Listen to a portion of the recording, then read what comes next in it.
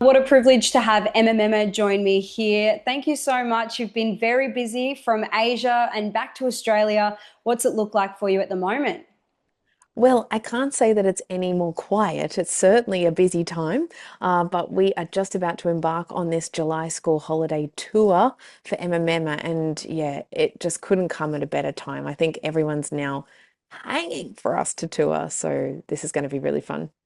And to book out the lighthouse last time, it was an absolute success. So to have you come back, are you expecting similar attendance?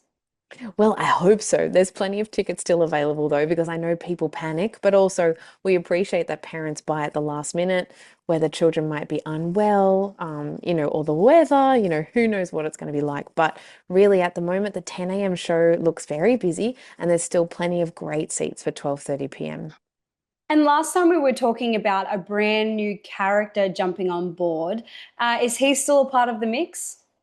I mean, we've got lots of characters. And I have to say that we started this tour in April in North Queensland, and we've been bringing new songs from our Dance Island Party album to the tour. But actually, now looking at what songs people like, our turtle characters, the sharks, the crocodiles, the jellyfish that are all brand new for this show have definitely taken over and have become the favorites this time round.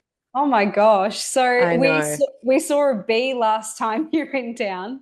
Yes, we've just got so many options, We're just trying to bring as many new things to the show as possible. Of course, Waffles and Wombat will be there, BB Butterfly, and Elvin Melvin, and all of our member mates.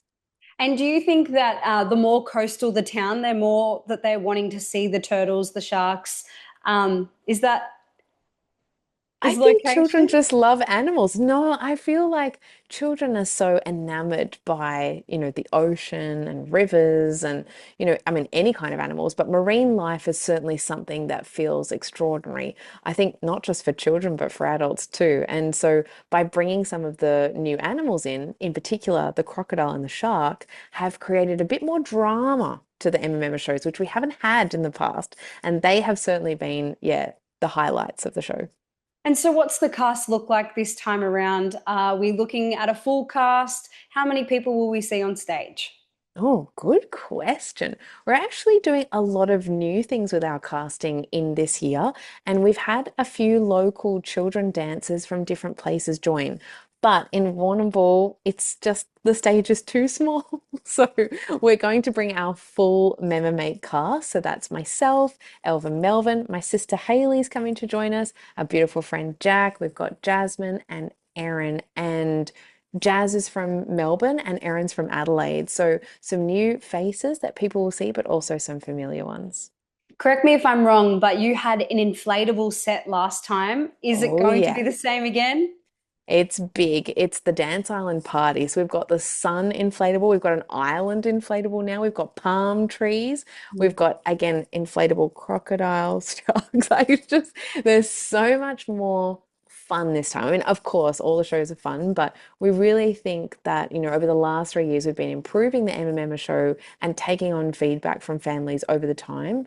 And yeah, just being able to do a little bit of this show in April, we could already see that people are loving the new songs from the new album. And being able to have kids experience maybe their first live show on stage, Mm. that would be such an incredible experience. And having that connection with seeing you on the television or on YouTube, how are you finding they are reacting to see you in real life? I mean, it kind of goes two ways. It's either super excitement or complete shock. So it's sometimes a moment you have to manage. I mean, in the live show, the great thing about children being in the theatre with other children is that normally the excitement and enthusiasm takes over the sense of anxiety. But we appreciate that not all children are the same, and every reaction is great for us to learn from as performers and to try and be more flexible and resilient in the show for us as performers. We need to be able to manage that. And the great thing about the Lighthouse, and of course all venues around Australia, is that our show is like the most relaxed show that may come to that theatre. So you can go in and out as you please. We don't mind if you watch the first bit and leave. We don't mind if you don't miss you don't find the front part of the show and you join for the second. Really want families to feel like they can come in and out whenever they want. But yes, I usually pick on adults for going to the bathroom, and then make them dance. So whether or not that's good, I'm not sure. I'll be sure to let the locals know and give them a heads up Yeah. to go to the loo Mm. before the show. Yeah. Otherwise, I will make you dance on Yeah. your own. Yeah, absolutely. And what you're talking about is accommodating for families and for young people, but you're accommodating a whole different need in your show, Memma. Can you talk to us a little bit about incorporating I guess, the communication and the entertainment for the deaf as well? Yeah, absolutely. I mean, all of Memma has sign language integrated, so people don't have to worry about necessarily an interpreter being present. But we have a sign language interpreter at every Memma show. Some of the challenges of live touring is that we have to bring those interpreters with us because some areas don't have their own local interpreter. In Warrnambool, you guys are known. You just don't have that many people available to you that can interpret in sign language. So we have to bring interpreters with us to come to Warrnambool. But we're so excited to be able to bring that as part of the show.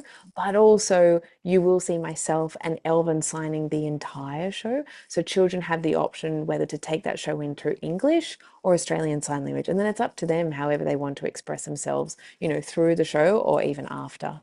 And do you think that incorporating such an exciting performance will encourage children who may not look at sign language as their chosen form of communication as something that they would consider through schooling, or even I know they're teaching it in high schools now as well?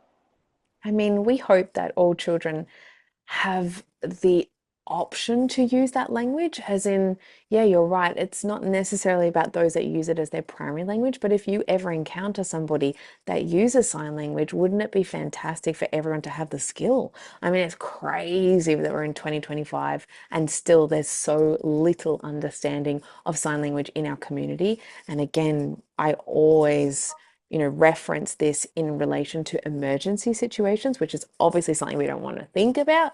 Mm, But if somebody was in an emergency that only used sign language, how are the rest of us mm, going to interact with that person? And how can we help other mm. members of our community? Will we see you in the library again this time round? Are we The visiting anywhere live special? So the library, the beautiful Warrnambool Library, has reached out to us so many times, and we haven't been able to fix our schedule to come yet. But library's on our cards. We also visit Karina at Toy World. She is such a big supporter, and she has been gathering all of her MMM merch in the store already because she's excited. We've actually given them some tickets to give away to families for the show. So just that's just a little bit of a drop there, a local drop. But if my in-laws don't have us in Warrnambool sooner than Christmas away from this show, we'll be in trouble. So we will hope to be down your way sooner rather than later.